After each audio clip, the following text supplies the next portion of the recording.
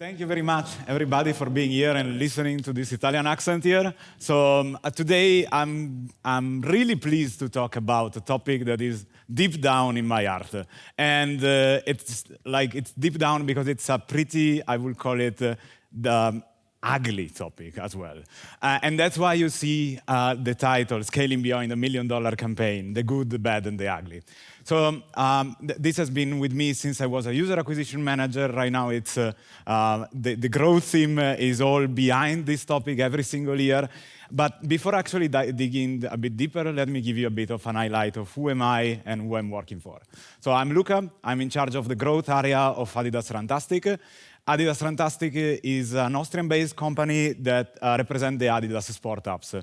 So we are Adidas Running, a GPS-based sport tracking app, and Adidas Training, which is a bodyweight training app.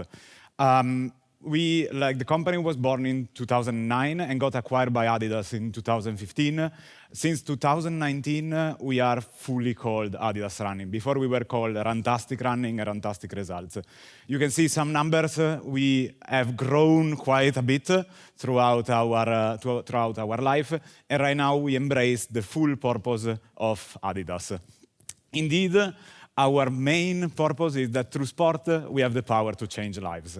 But it's not about only changing and striving to enhance the limit of human possibilities or unite and make sure people live and be included through sport.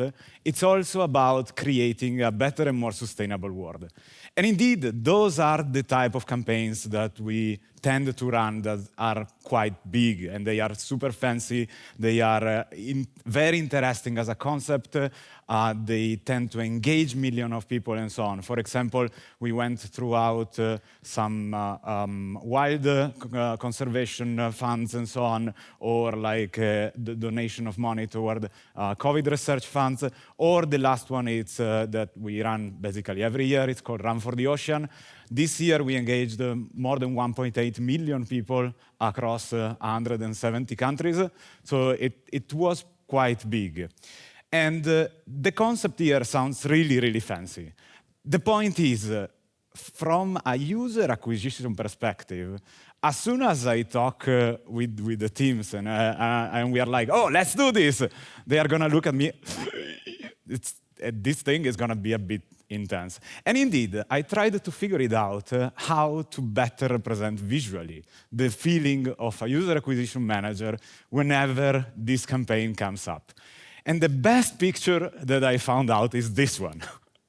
So for who knows or for who doesn't know, this is the famous film, The Good, the Bad, and the Ugly, by Sergio Leone from the '66, where there is Clint Eastwood and so on. And you know, like this is the famous standoff at the end of the film. You see, like representing the good, the bad, and the ugly, and you are like, okay, and where the user acquisition manager stand in all of this? Exactly in the middle. That's the point. So you are exactly in the middle of this standoff. To give you also a perspective and how this can be applied to your case, there are tons of campaigns that represent what I'm going to be showing here. You can call it however you want. It's basically a campaign that goes beyond your normal level budget and takes more effort from you in terms of planning, in terms of resources. There's going to be most probably a scaling up period, and then also a bit of reaching a new normal, right? As well, I would like to give you a quick insight about some disclaimers, let's say. So what you're going to see right now, it's basically based on 3 years worth of data. We, in Adidas Runtastic, we have what I would classify a healthy organic and paid ratio, paid and installs ratio. So it means that generally our organics are way more than the paid, still, even if we acquire. And the last but not least is that the world is one big data problem, which means that there are tons of variables that can affect the results out there. And the more you look, the harder you're going to find the results. So let's start a bit with the good story. And the good story can be classified generally on 2 axes. So generally, whenever you need to measure one of these campaigns, you end up thinking about which type of impact can I see and how much time and resources should I spend to figure it out, this impact? So the impact of your metrics can go from low to high, and the depth easy to see to very, very difficult to find. You need to spend a lot of time, a lot of resources, and so on in order to find it. So scaling beyond $1 million campaign, it means that you're going to start to look at some very, very easy to see metrics. So like your installs, your conversions, it's straightforward. That's what the management likes to see. Nonetheless, you do have a possibility to go a bit deeper. For example, you do have the possibility to start to think about your funnel, what happens beyond and after the conversion, how you can leverage this also in your after the campaign period. Or, for example, you can actually start to think how to test, how to use such a campaign, and everybody will say like, no, we never test during this. It should always be like what we know. No, instead it's exactly the moment where you can test faster because you do have more budget available. And on top, you can also start to think about diversifying your channels. While you are thinking about this, why not having a look to the organics and the relationship that they are having with your paid installs? If you start to look around all of this, most probably you're going to also start to look toward what is the holy grail of growth, which is sustainable growth. So reaching, in this case, defined as reaching a new normal that is higher from where you started, even if you scale down at a certain point the spending. So that's the good part. Cool? Everybody kind of knows, and it's shiny, it's nice, and so on.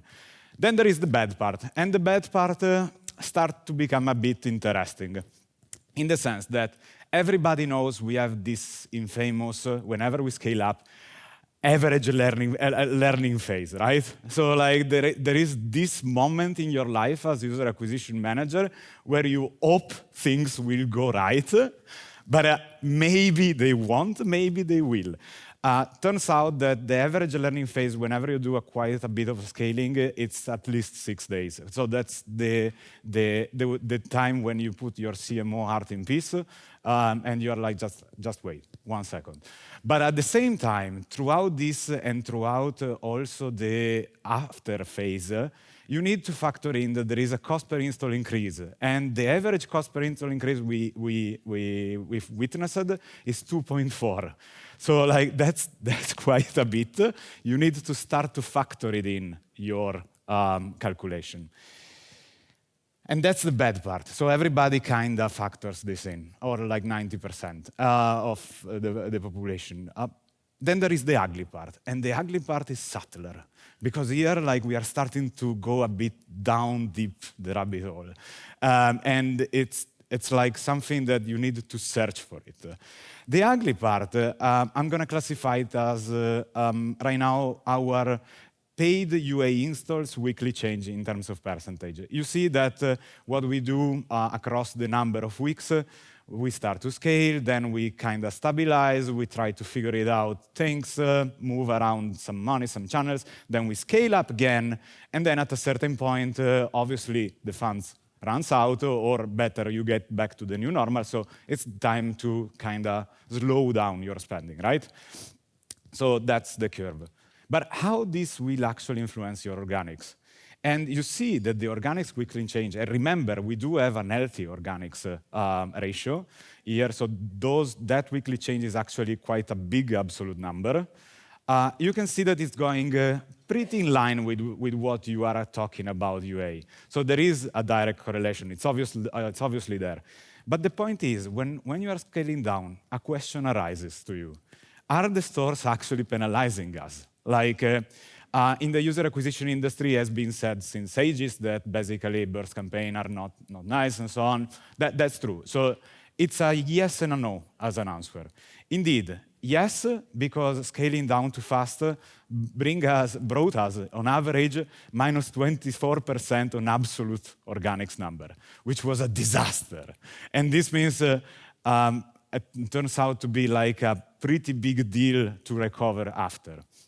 On the other side, there is also what I would call the threat of cannibalization. And this is even subtler. In the sense that, especially if you're running on channels that works directly with the store, so Google UAC, Huawei ads, Apple Search ads, and so on, there is a fair share of cannibalization. So you are buying your own organic installs. It's good, it's fine, because in any case, you are protecting yourself against competitors and so on. The point is that whenever you scale these budget apps, also the cannibalization will go up in kind of the same percentage.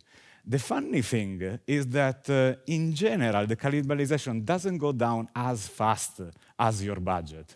So it doesn't come back until you actually search for it and manually take it down. And that was quite a bit of a cost. To give you an idea that those are learnings that we put in practice, yes, we did it this year, and turns out that it went a bit better.